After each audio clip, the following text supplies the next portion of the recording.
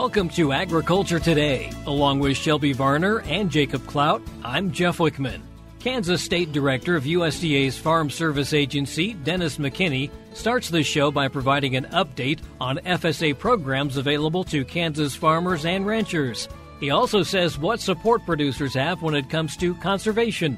From last week's annual conference, College of Agriculture Director and Associate Dean for Research and Graduate Programs, Jane Schuh, discusses the $210 million Agriculture Innovation Initiative that's currently underway. And the Beef Cattle Institute's Brad White, Phillip Lancaster, and Bob Larson in today's show with a listener's question about feeding cows at the end of the grazing season. The hosts discuss protein tubs, crude protein levels, and non-protein nitrogen.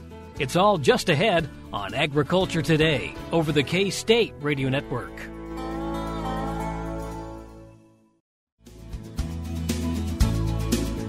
You're tuned in to Agriculture Today, and we start our Wednesday show talking with the Kansas State Director of USDA's Farm Service Agency, Dennis McKinney. Dennis, thanks for joining us today. Hey, thanks for having me.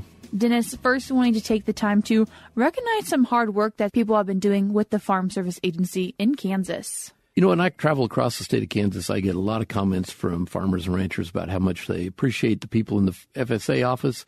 Nearly all those offices, they go out of their way to really take care of those producers and help them get the right forms filled out, help them with their reporting, their acreage reporting, all that. And they appreciate that. And so I thought I should mention that we have 28 of our employees in FSA Kansas who just received administrators awards. It's national recognition. 9 of them received individual awards. 19 of them were recognized because they were part of groups, teams that accomplished some pretty significant work with excellence. And so we're very proud of those 28 employees who've received national recognition from the administrator at the FSA office in Washington. And Dennis, talking about a few of those programs that maybe those employees are involved with, the farm storage facility loans. We're getting down towards the end of fall harvest. This is the time when storage is at the forefront of all the producers' minds. And I think it's a good time to remind producers that we have a farm storage facility loan program. It's used primarily for grain, but it's also used to build hay storage, also used to help finance the equipment that gets the grain into storage. So some producers have used it for trucks or hay handling equipment. So it has a broad range of applications. This is one of our oldest policies in USDA since, at least on our side of USDA, we started after World War II when we realized that the United States had to be the breadbasket for the world and stabilize world food supplies through that critical period there after World War II. The government started helping producers build on-farm storage because we needed more storage to keep that grain in good condition for a couple years at a time. So it started then, still in place now. It's good terms. We have 3-year loans at about 3.625%, and those terms are 5-year, 7-year, 10-year, and 12-year. It goes up to a 12-year loan, which right now is a little under 4%, about 3.8% interest rate. Good terms, and you can check with your local FSA office. They will tell you which office. They'll refer you to the correct office to help you set up that loan. Because there's some specialized knowledge in this field, we have 4 offices around the state that handle all 4 quarters of the state and help the producers get those loans rolling. But we just remind people that it's a good program, can be used for hay or grain, and can be used to help finance the equipment that puts the grain into the storage. So we hope producers will take a look at that. I thought, in harvest time, sometimes you get a little short on storage, you get a little impatient. Now's the time to remind producers we have this program. And this program is still functioning, even though we're kind of on a holding pattern with some things with FSA? Correct. The continuing resolution that let us keep operating, provide the funding to keep operating, also authorized us to continue operating the Farm Storage Facility Loan Program, as well as our FSA Farm Loan Program. And what can the Farm Loan Program be used for, Dennis? Our Farm Loan Program, of course, back in 1994, we were put together. It used to be Farmers Home Administration for some of those producers out there as old as I am. But the 2 agencies put together, the Farm Loan Program is a very important provider of credit to beginning farmers and ranchers, also to producers having trouble getting credit in the commercial markets. We have about $1.1 billion of loan outstanding in the state of Kansas. And then with guaranteed loans, that's direct loans, with guaranteed loans, about another $440 million. So total impact of our farm loan program is about $1.5 billion in the state of Kansas. On the guaranteed loans, we partner with commercial banks and the farm credit system to make those loans guarantee, help remove some of that risk so they go ahead and make those loans. And on their direct loans, our direct loans can be used for farm ownership, to make land purchases. They can be used for equipment purchases. They can be used for operating loans. So we cover the full range there with a variety of different kinds of loan structures so that producers can structure how they need to. And quite often we partner with commercial banks and farm credit in the financing. We help get a lot of producers, especially younger producers, over that hump and help them get started and rolling in the ag business when otherwise their credit might be rough. I think it's really important. One thing I want to point out right now that's really important about our farm loan program, we know the statistics tell us, the demographics tell us we need more producers, young men and women getting started in farming because the age of the farmers out there is getting up there. So we not only need to get them started, but we have a lot of competition now from investors, out-of-state investors who are buying, others who have plenty of cash on hand to buy that land. And so it's really important now that we can help those young farmers and ranchers, those young men and women, get the credit they need at the terms that will help them get into the business and maintain a family-based system of agriculture here in Kansas. Because the competition for that land is probably greater than it ever has been. So it's very important that we're there to partner with the farm credit system and the commercial banks to help make that happen for these entry-level producers. Just a reminder on a new rule with the farm loan program. We have a new rule implementing which basically guides how we'll conduct business, how we'll set those loans up. We're making a big effort right now to help producers get those loans. If they have good records, good history, we help them get those loans. Even if a credit score, we're looking at more than just a credit score. In other words, help them get the loan, help them structure the loan over time so that the debt service doesn't take up every penny of available cash flow that they have.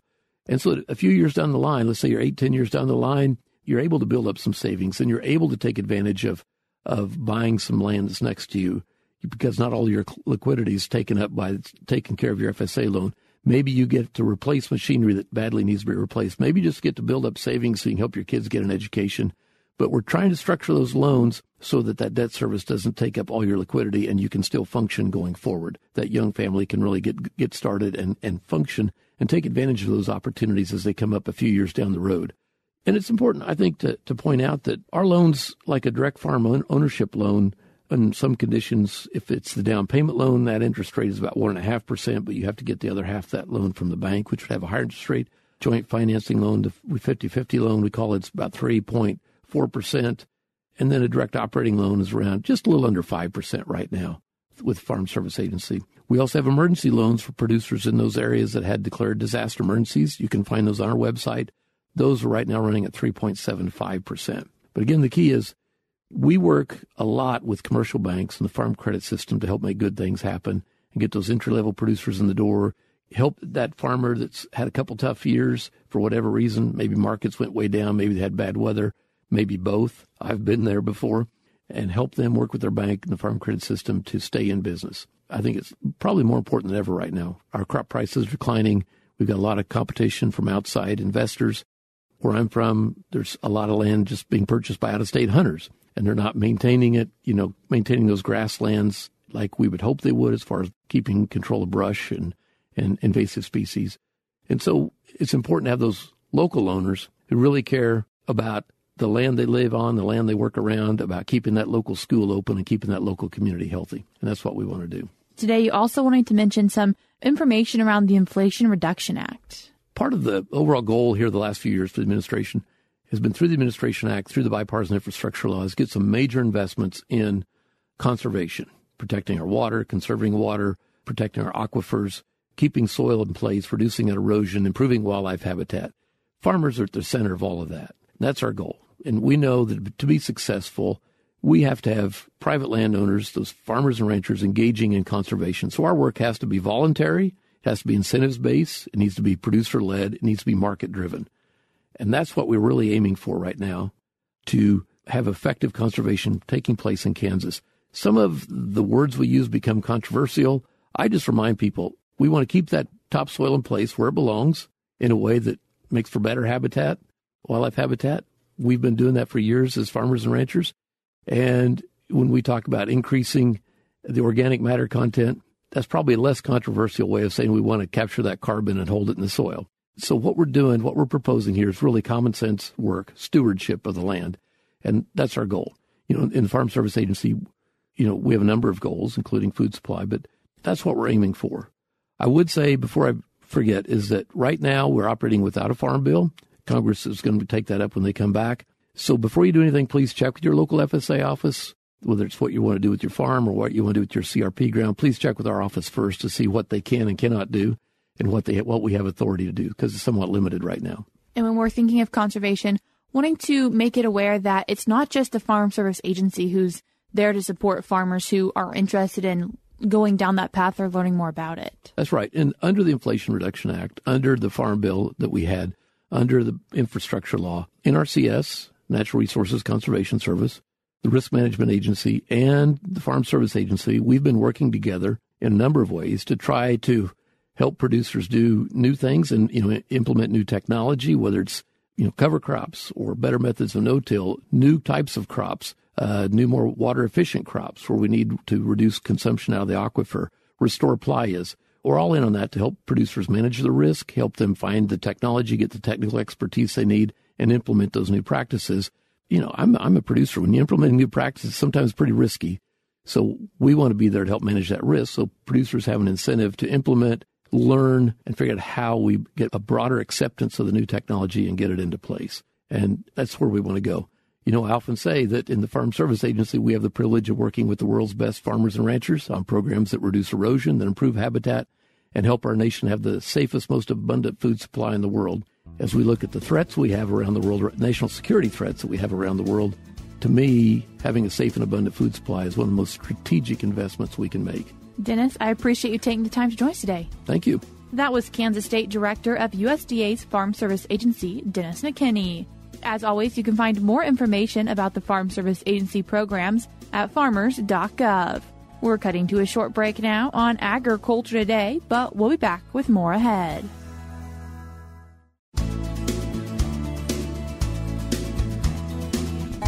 You're listening to Agriculture Today. Along with Shelby Varner, I'm Jeff Wickman.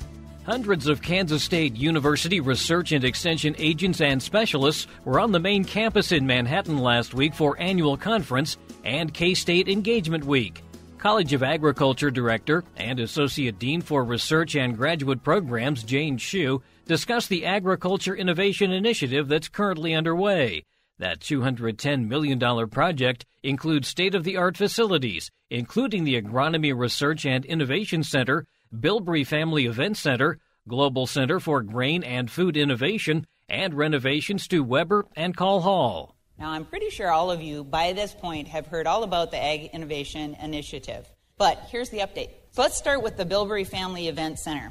This is an impressive 3,000-seat venue. It's located just north of Kimball, across from the stadium. You've probably seen it as you've driven past Kimball. It will be an outstanding educational place, of course, for animal agriculture, and a key attraction for visitors to K-State. This collaboration with the city will also provide a fantastic arena for the annual collegiate rodeo, horse and livestock shows, FFA events, and, of course, 4-H. For the latest updates, you can visit their website. They've got a live cam. So next, Weber Hall, Call Hall, and the Global Center for Grain and Food Innovation. Global Center will link the remodeled Call and Weber Halls and will integrate a wide range of aspects of food and food technology. The Global Center will not only connect these halls, but also provide a venue for student success, interactions with industry partners, and space for non-traditional teams to come together. We were just talking this morning about how we can start building those teams, really thinking outside the box on this. This complex will house several of the top undergraduate ag programs in the country. One of the things I just found out this last week, they were just published in College Raptor. We are top in animal science for undergraduates in the U.S. We are number 1. We are number 3 for food science in the U.S. And we are number 1 for food products and production in the U.S. That is some pretty heavy hitting by K-State.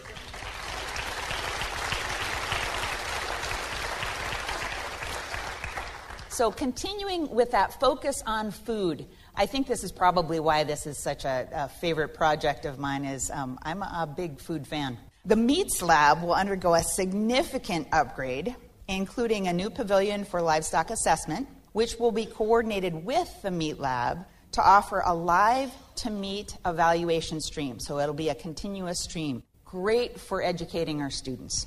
The renovation of Call and Weber halls will also enhance student learning and study spaces, reflecting a commitment to quality education and inclusivity. And don't worry, Call Hall will still be there for the dairy bar. So ice cream will still be there, although the Call Hall Dairy Bar will look a little different. It is going to be a crossroads for not only the College of Agriculture, but the entire university. Really at a place where people can come together, students can come together, visitors can come together, families can come together, and our stakeholders can come together. Really the heartbeat, we hope, of the university. When we look at the Agronomy Research and Innovation Center, it will feature a visualization theater, science on display innovation labs, data analysis workspaces, a smart farm observation area, collaboration space, and student gathering area. This is, again, on North Farm. This facility is expected to be an important convening area for interdisciplinary teams working on design systems that are more climate resilient and efficient in water and nutrient use. So updated workspaces will support a wide range of agronomic research and discovery, co-located fundamental research with teaching and applied work. So this will have breeding spaces, soil, microclimate, macroclimate, regenerative ag, all that work that's being done. A lot of just down-to-earth ag work. And this will really be that innovation space that brings it all together right next to an education space. That's kind of what we do in agriculture at K-State. We're embarking on a campus master plan right now, which I can only say I've been involved quite a bit with the process from the College of Ag. Really impressed with the quality of the conversations, the innovation that people are thinking about, but also the camaraderie and the collaboration that are in those rooms as we discuss that. But across the university and really across the state, because agriculture's got a lot of parts and parcels across the entire state. We're building a new swine barn in North Campus. Western Kansas is putting in a 360 rain autonomous irrigator, again, to work on things that are really important for Western Kansas, too. So meeting the needs of the state where those needs are. Western Kansas, you might know, it's a little drier than it is in Manhattan. And for that, we're talking about the breeding programs for wheat. Really important to our Western Kansas rotations. But the last 3 years, the drought has basically really stunted the amount of work that we can do out there. So working with a collaboration with the foundation, with the wheat folks, and with the College of Agriculture, putting in this autonomous 360 rain irrigator, which also is fantastic at managing that water resource, which is so important for us. Conversations with the industry about dairy and what a new dairy would look like. Those are still early planning type of conversations. Working really hard on fundraising for a feedlot. We've got great support from the industry. It may or may not be purple. The guys that are drawing up the pictures are painting it purple. I will tell you that. But it's pretty interesting to work across that spectrum as well in a really important industry for our state. Water is probably the biggest topic that we have in Kansas. How much do we have? How long will we have it? What's the quality? What's the quantity? Who needs it? Who's allowed to have it? And what can they use it for? K-State is home to the Kansas Water Institute, helps to marry research with policy and coordinate efforts in water resource management across the state.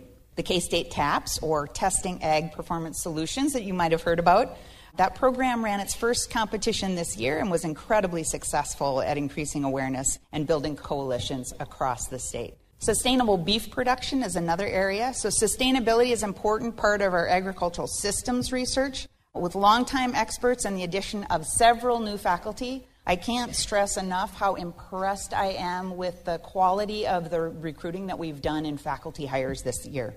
Our staff members are literally across the landscape of Kansas, and we're building K-State's Team Beef for sustainable grazing and pasture management. So utilizing resources like the Rannells Ranch. That's area that's right across the highway from the Kanza Prairie. So imagine how you can compare and contrast the research that's going on in pasture management in Kanza, very intensive research, with a production management team in Rannells.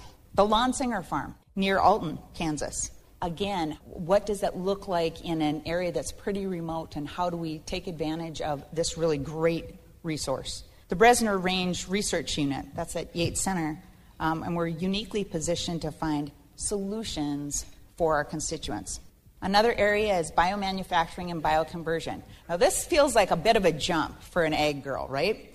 But biomanufacturing is a new initiative on campus, and the college is well placed to help move it forward. So biotechnologies and precision fermentation, food processing, and new product development solve problems for stakeholders and increase value for products. They develop talent for future innovations as well. So in addition, innovations that capture value from grain and food manufacturing waste streams develop new ingredients and product solutions from plant commodities. So this is that bioconversion aspect. They seek novel applications for underexploited resilient food crops to provide opportunities for new revenue streams in the Kansas economy. One of the things that we're trying to build is more value for our producers. Animal health and food biosecurity. I think pretty much everybody in this room gets the fact that we're about food, and we have a lot of really fantastic opportunities to help with food biosecurity. We have a tremendous capability in feed processing biosecurity with the only university BSL-2 grain feed microbiology and toxicology lab in the country. Contributing to biosecurity and biodefense, it's also technologies like this that promote livestock and pet health. Pet food industry is a huge and growing industry in the state of Kansas. When we're thinking about things like land value economics and weed science and water management, agricultural safety, nutrition, and the complex interactions between the environment and genetics in agriculture, there's a lot of areas that we cover. It's incredibly diverse across this area. We are interdisciplinary by our very nature. As a research director, I'm proud of our impactful international work too. We contribute to lead the Feed the Future innovation labs, building agricultural capacity in countries like Bangladesh, Ethiopia, Ghana, Guatemala, and many others actually, up to maybe 17 now. Our international work has recently expanded to address war impacts on ag systems. That's a really important thing. Think about how war impacts soil health. We have been asked to come into these countries and do assessments of how that is going to impact the world's economy and the world's food safety and security for decades. Our educational programs continue to innovate with short courses, certificate programs, and planned associate's degrees that leverage our unique combination of faculty expertise and facilities, providing students with real-life world experience. The college awards over $2.3 million in scholarships each year, and our graduates have a 98% placement rating. That's Jane Schuh, College of Agriculture Director and Associate Dean for Research and Graduate Programs, with an update on the Agriculture Innovation Initiative and other projects and research being done across Kansas. For more detailed information on the facilities, including renderings, search K-State Ag Innovation. That's K-State Ag Innovation. Agriculture Today continues in a moment. This is the K-State Radio Network.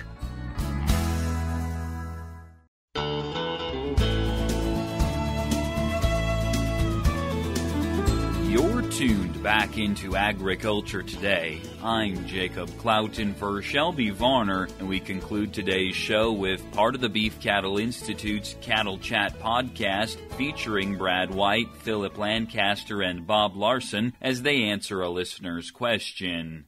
My cows are at the end of the grazing season. We don't have a lot of good pasture. We're going to put them on crop stubble, soybean fields, so it's not going to have a lot of nutrient supply. Going to provide them hay. And I'm thinking about putting out protein tubs. What should I be looking for as far as crude protein, non-protein, nitrogen, and fat? So, Phillip, I'm going to turn to you first.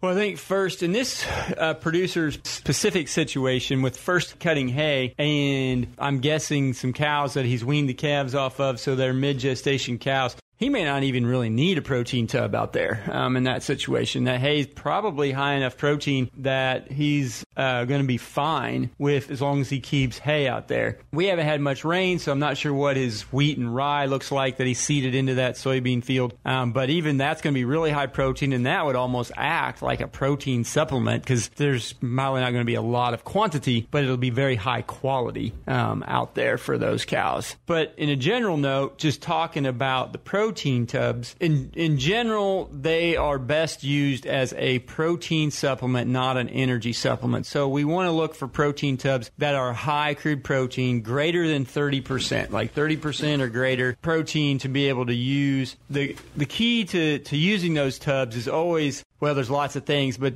as far as animal performance goes, are they going to consume as much as they need to? And so thinking about, let's just take, for example, cows on low-quality forage like corn stalks or something out like that this time of year, going to put a protein tub out there. They may need to get about 1 pound of protein from the tub. And so a 30% protein tub to get 1 pound, they're going to need to eat, for a 1,300-pound cow, she's going to need to eat 2.5 to 3 pounds per day of that tub. Make sure that the tub that you get is designed to allow enough protein intake for that animal to meet the requirements that they need. Yeah, there's a couple of things that people that use tubs, a lot of times it's because they are low labor, low cost of delivery. In other words, I deliver them once and they can stay out there for days without having to replenish them, which is the advantage.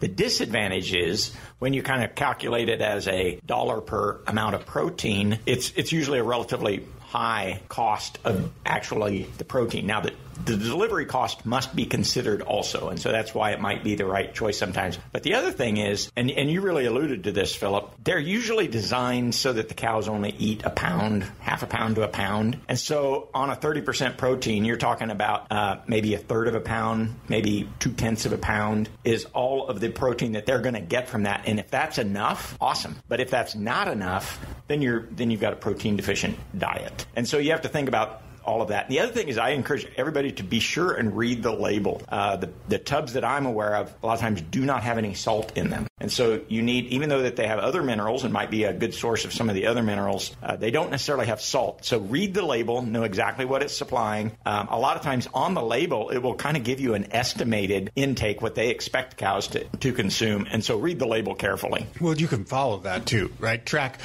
when you put the tubs out, how many you put out, and when they were gone. And you can measure roughly, are they getting about the right amount of intake? Because there are some tubs that I'm aware of that the cattle will go through them very, very rapidly. And some of them, maybe it's going to take them a little more time because they've got some limiter in there. But I think that's important. So overall, this could be an option in some scenarios, Phillip? Yeah, it can be. It can be an option in some scenarios. Just again, pay attention to cows eating it. And Bob mentioned it, though. It is, you're saving labor, but you're paying for it in cost of feed and cost of nutrient. And so these tubs can be pretty expensive. And one of the ways that companies will cheapen them up is by using a non-protein nitrogen source rather than a true plant protein like soybean meal or cottonseed meal. And so I would generally think that I want to be 50% of the protein or less coming from a NPN source for mature cows. And for growing calves, I really don't want very much NPN at all. And in my general recommendation, these are not real great products for growing calves. That's all we have for now on Agriculture Today, but we'll be back with more for you tomorrow.